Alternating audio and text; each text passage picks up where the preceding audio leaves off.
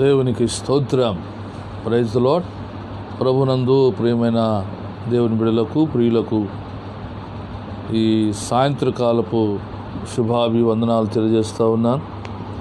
దేవుని మహాకృపను బట్టి దేవుడు మనల్ని ఈ రీతిగా సజీవులకులోంచి ఆరోగ్యము, క్షేమాన్ని కలగజేసి ఆయన సన్నిధిలో ఆయన స్తుతించడానికి, ఘనపరచడానికి, మహిమపరచడానికి చూపిన దేవాతి దేవునికి వందనాలు తెలియజేస్తూ ఉన్నాం. పిల్లారా, మీరు అనుదినము అనేక విషయాలు మాతో పంచుకుంటున్న విధానం బట్టి మీ దేవుని ఎంతగానో స్తుతిస్తూ ఉన్నాను. పిల్లారా, ఈ దినముకై దేవుని సన్నిధి కొనసాగించబడటానికి చిన్న ప్రార్థనతో ముందుకు కొనసాగుదాం. ప్రార్థన చేసుకుందాం. మరి తలలు ఉంచండి, కనులు మూసి ఏకీభవించినట్లయితే చిన్న ప్రార్థనతో ఈ లైవ్ కార్యక్రమాన్ని ప్రారంభించుకుందాం. మహాపరిశుద్ధుడు తండ్రి, ప్రేమ కలిగిన ఆయన, జీవాధిపతి, మీ పాదాలకు వందనాలు, స్తుతులు, స్తోత్రం చెల్లిస్తూ ఉన్నాం. గడిచిన రాత్రి నుండి ఇప్పుడు వరకు నాయన మీ సన్నిధి మాతో ఉంచి గుడారమునకు సమీపించగా మీ సన్నిధి మాతో ఉంచినందుకై వందనాలు, స్తుతులు, స్తోత్రాలు చెల్లిస్తూ ఉన్నాం. మీరంతా నమ్మదగిన దేవుడు ప్రభువా. ఎనలేని మీ కార్యములను బట్టి మిమ్మల్ని స్తుతిస్తూ ఉన్నాం. ఈ దినముకై ఏర్పాటు చేసిన వర్తమానాన్ని బట్టి మిమ్మల్ని స్తుతిస్తున్నాం. మీరు సహాయం ఇచ్చేయండి. అన్ని విషయాలు మీ చేతులుగా అప్పగిస్తూ ఈ లైవ్ కార్యక్రమం వీక్షిస్తున్న బిడ్డలందరినీ కూడా మీరు రాకడ కొరకు సిద్ధపరచబడటానికి వచ్చిందా?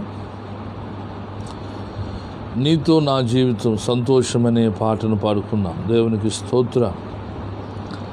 నీతో నా జీవితం సంతోషమే, నీతో నా అనుబంధం మాధుర్యమే. నీతో నా జీవితం సంతోషమే, నీతో నా అనుబంధం మాధుర్యమే.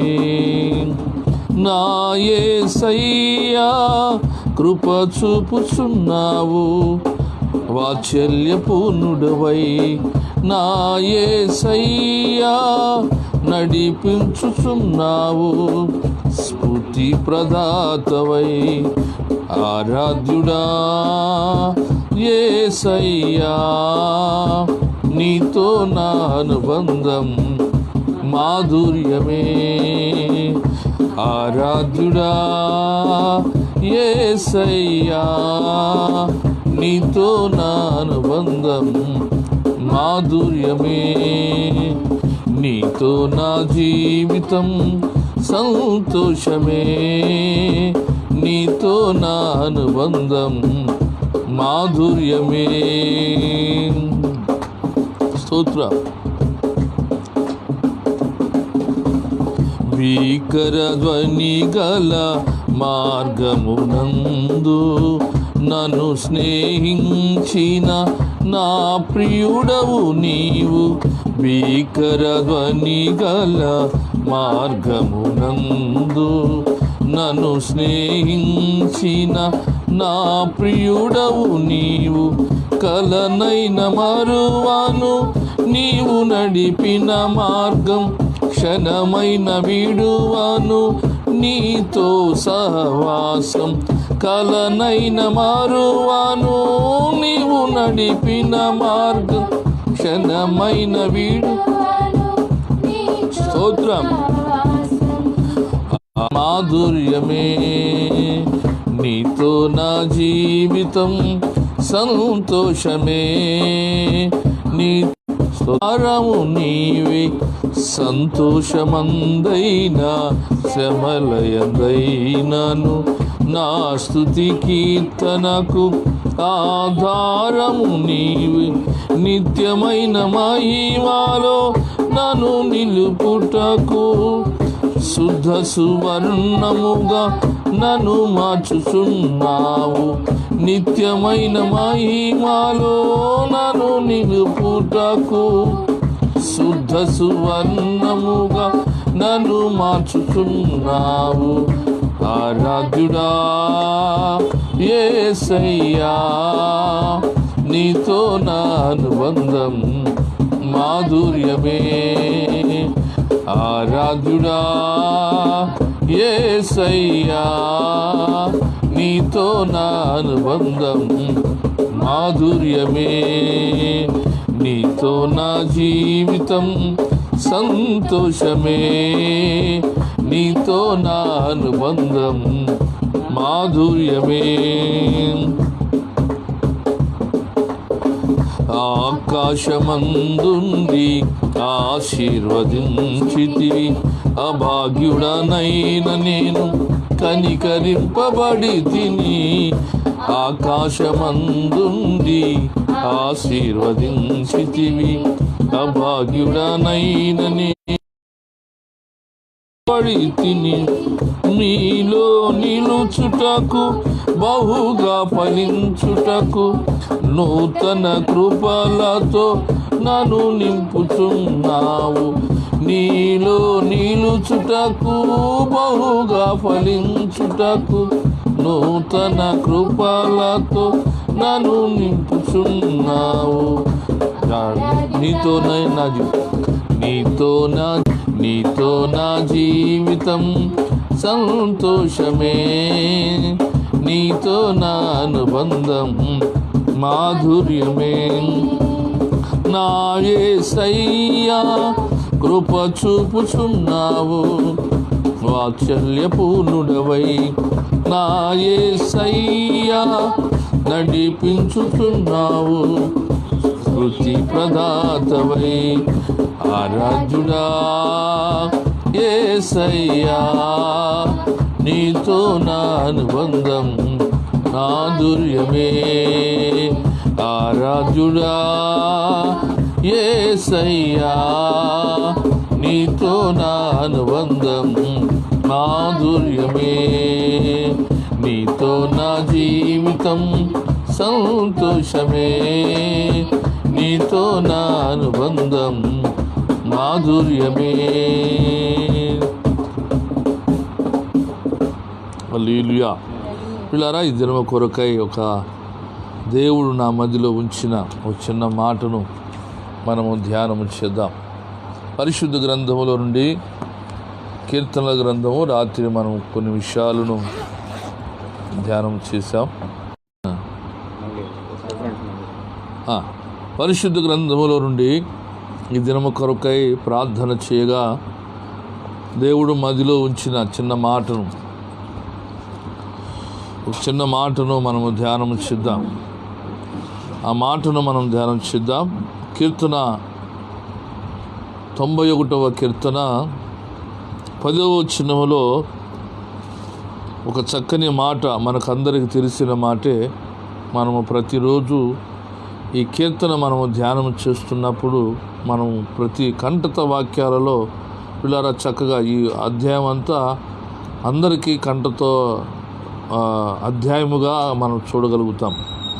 ఆ అధ్యాయంలో ఒక మాటను అక్కడ మనం రాయబడిన మాట చూస్తే, నీకు ఏ అపాయమేమీ రాదు, ఏ తెగులు నీ గుడారమును సమీపించదు. పిల్లరా, దావీదుని యొక్క మోషే భక్తుని యొక్క జీవితంలో ఈ మోషే రాసిన కీర్తనలలో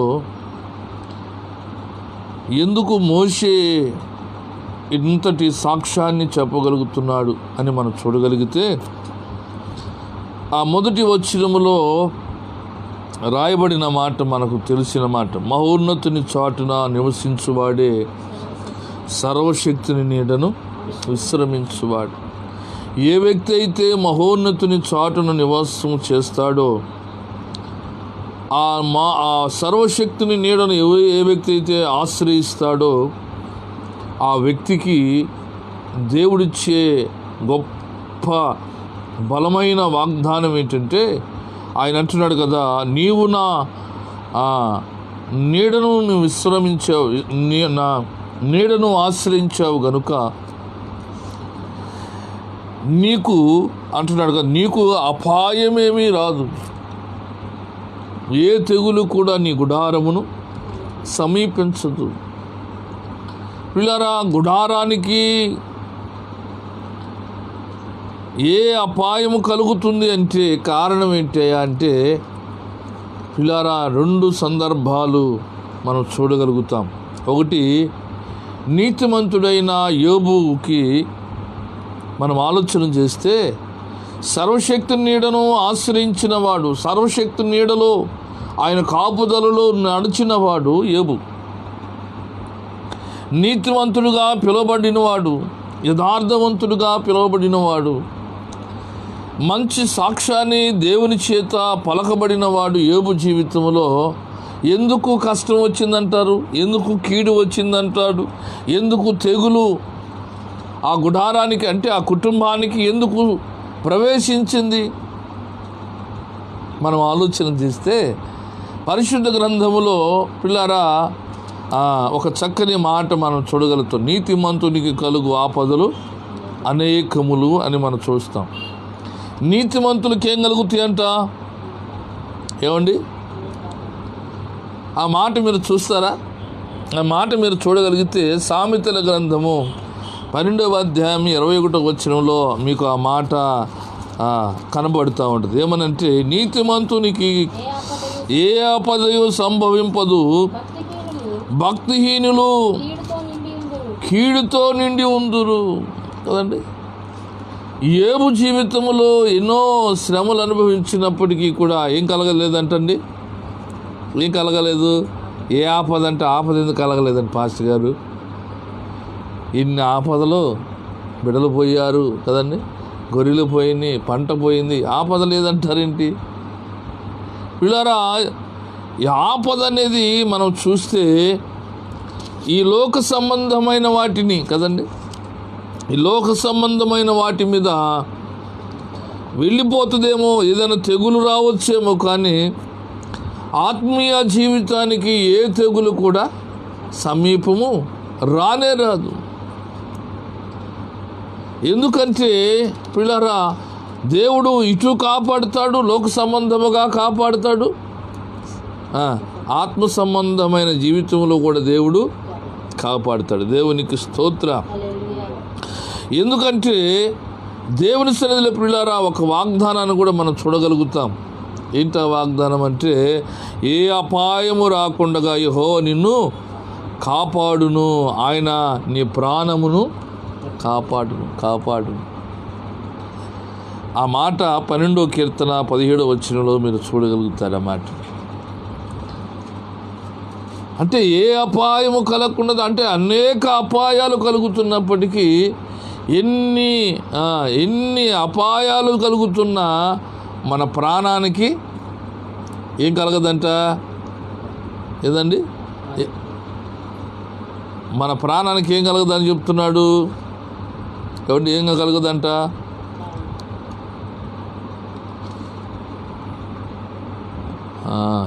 వచ్చినాం లేదనుకుంటా, 12:17 కదా? లేదు 121:7 వచ్చిన చూడండి. సారీ 121:7 వచ్చిన.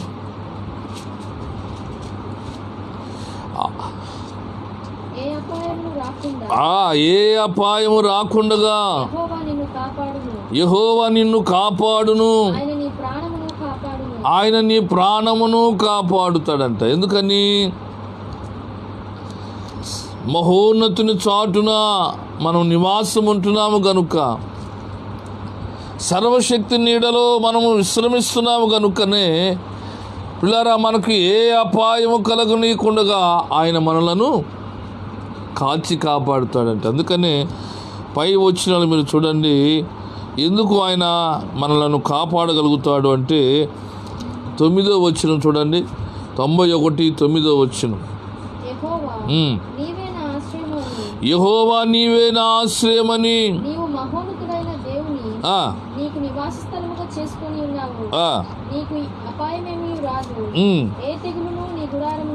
చూడండి అక్కడ చక్కని మాటను అక్కడ మనం చూడగలుగుతా ఉన్నాం. మహోన్నతుని చాటున మనం ఏం చేసామంటండి? నివాస స్థలముగా చేసుకున్నాం. ఈ భయంకరమైన దినాలలో మనకు ఏ తెగులు, ఏ అపాయము రాకుండా మన ప్రాణములను తెప్పరిల్లున్నట్లుగా మన ప్రాణాన్ని కాపాడగలిగిన వాడు దేవుడు ఒక్కడే. మనము ఆయన సన్నిధి ఆశ్రయించాలి. ఆయన సన్నిధి మనం ఆశ్రయించినప్పుడు, అందుకనే నీవు మహోన్నతుడైన దేవుని నీకు నివాస స్థలముగా చేసుకున్నావు. ఇప్పుడు మనం వెళ్ళవలసిన మన నివాస స్థలం ఎక్కడుంది అంటే పిల్లరా, దేవుని సన్నిధి. సమయం ఉన్నప్పుడల్లా ఏం చేయాలి ఈ దినాల్లో అంటే మనము ప్రార్థనా జీవితాన్ని కలిగి మనం బ్రతకాలి. దేవునికి స్తోత్రం. ఈ భయంకరమైన విపత్తు నుంచి తొలగిపోయే వరకు మనం ఓర్పుతో సహనముతో కనిపెట్టేవారముగా ఉండాలి. దేని కొరకు? దేవుని కాపుదల కొరకు కనిపెట్టుకొని బ్రతికే అనుభవంలోనికి మనం రావాలి. దేవుని కాపుదల మనకు లేదనుకోండి, మన ప్రయత్నం మనం చేస్తే ఆ ప్రయత్నాలన్నీ ఏమైపోతాయి? విఫలమైపోతాయి. అందుకని పిల్లరా, దేవుని సన్నిధిలో దేవుని యొక్క కాపుదల మనకు అవసరం. ఎందుకంటే పిల్లరా, ఆయన సన్నిధిలో మనము ఆశ్రయించినప్పుడు, ఆయన కొరకు మనం కనిపెట్టుకున్నప్పుడు, ఎంతగా కనిపెట్టుకోవాలంటే పిల్లారా, నీవు నేను ఎంతగా ఆయన సన్నిధిలో కనిపెట్టి ప్రార్థనా జీవితం కలిగి ముందుకెళ్తామో అంతగా దేవుడు తన కాపుదలను మనకు దేవుడు అనుగ్రహిస్తాడు. దేవునికి స్తోత్రం. అందుకనే పిల్లారా, సంఖ్యాకాండంలో ఒక చిన్న మాట ఉంది. సంఖ్యాకాండము 21:7 చూడండి. సంఖ్యాకాండము 21:7.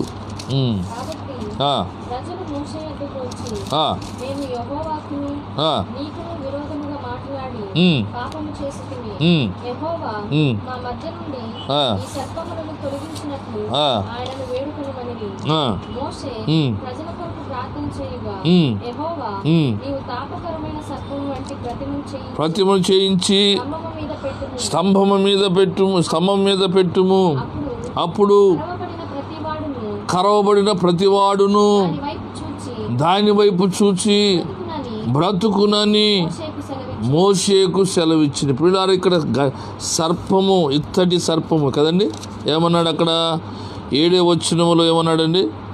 8వ వచనములో, నీవు తాపకరమైన సర్పం వంటి ఒక ప్రతిమను చేయించి స్తంభము మీద ఉంచి, ఎప్పుడైతే పాము కాటు చేత కరవబడిన వాడు ఈ ప్రతిమ వైపు ఎప్పుడైతే చూస్తాడో అతడు రక్షించబడతాడు. ఈ భయంకరమైన ఈ కరోనా ఈ మహమ్మారి నుండి తప్పించబడాలి అంటే సిలువ వేయబడిన ఆకాశానికి భూమికి మధ్యలో ఉన్న ఆ సిలువలో వేలాడిన యేసయ్య సిలువ వైపు మనం చూడాలి.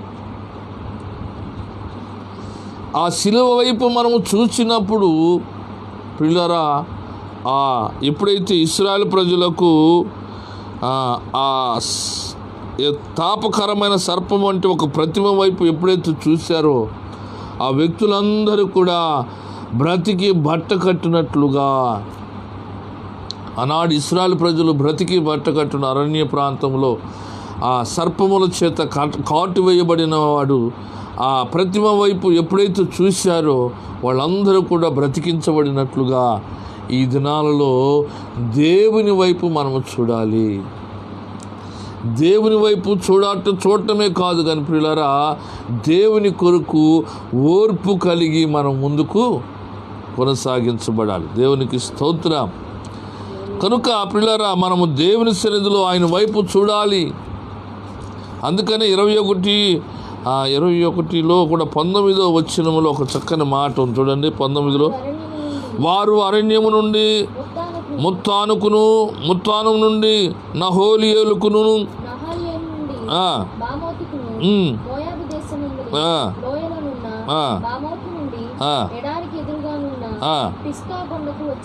చూడండి. ఎప్పుడైతే పిల్లారా దేవుని సన్నిధిలో వారు ప్రార్థించినప్పుడు వారు చేయవలసిన ప్రయాణాన్ని వారు ముందుకు దేవుడు నడిపించాడు. దేవునికి స్తోత్రం. అందుకనే పిల్లరా, మనము దేనిని చూడాలి అంటే యేసుని చూడాలి, యేసు వైపు చూడాలి. ఎందుకంటే మరణమును జీవమును ఆయన చేతిలో ఉన్నది. ప్రాణం పెట్టుటకును ప్రాణము తీసుకొనుటకును సర్వాధికారం ఆయన చేతిలో ఉంది. అందుకని అన్నాడు, నేనే జీవమును మార్గమును అన్నాడు. ఆయన తప్ప మనల్ని ఈ లోకములో బ్రతికించగలిగిన వాడు, మనలను సజీవ లెక్కలో ఉంచగలిగిన వాడు, మనలకు ఆరోగ్యం ఇవ్వగలిగిన వాడు ఆయనే. మనుషుల ప్రయత్నాలన్నీ కొంత మటుకే పనికొస్తాయి. వైద్యం అక్కర్లేదని కాదు, వైద్యము అక్కర్లేదని కాదు, నిర్లక్ష్యముగా ఉండమని కాదు, కానీ మనం ఉండవలసిన జాగ్రత్తలు ఉంటూ దేవుని మీద కూడా మరి ఎక్కువగా జాగ్రత్తగా మనం ముందుకు కొనసాగించబడాలి. దేవునికి స్తోత్రం. అందుకని ప్రియులారా, ఆ ద్వితీయోపదేశ కాండం చూడండి. ద్వితీయోపదేశ కాండము 7వ అధ్యాయము 15వ వచనంలో ఒక చిన్న మాటను మనం చదువుకుందాం.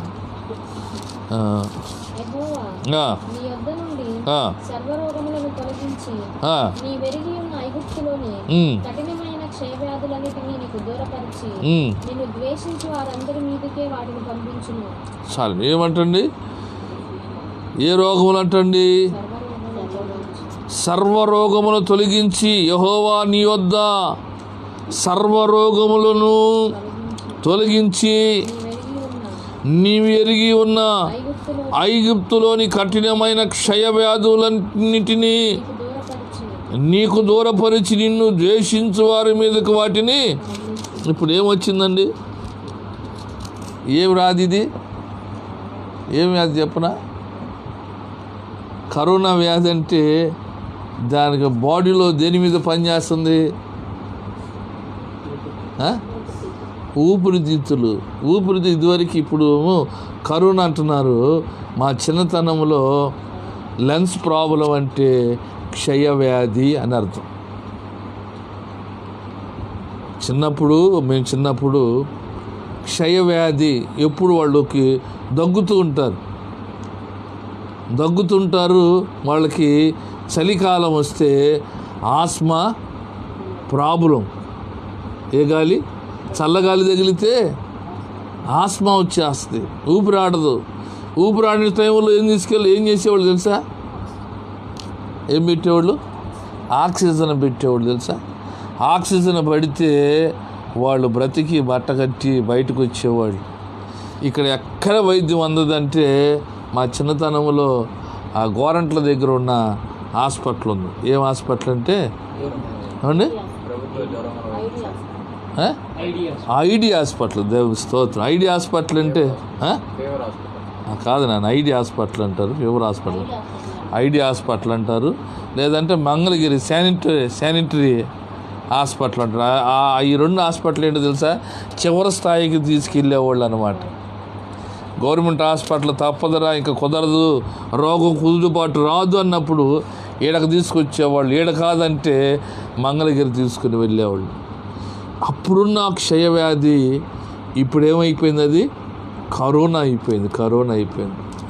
బైబిల్ గ్రంథంలో మనం చదివినప్పుడు పిల్లరా, ఆ ద్వితీయోపదేశ కాండములో ఆ 7వ అధ్యాయంలో రాయబడినట్లుగా దేవుని యొక్క సన్నిధి కాంతిలో తన ప్రజలను దేవుడు ఏమో చెప్తున్నాడంటే, యెహోవా చూడండి, నీ వద్ద నుండి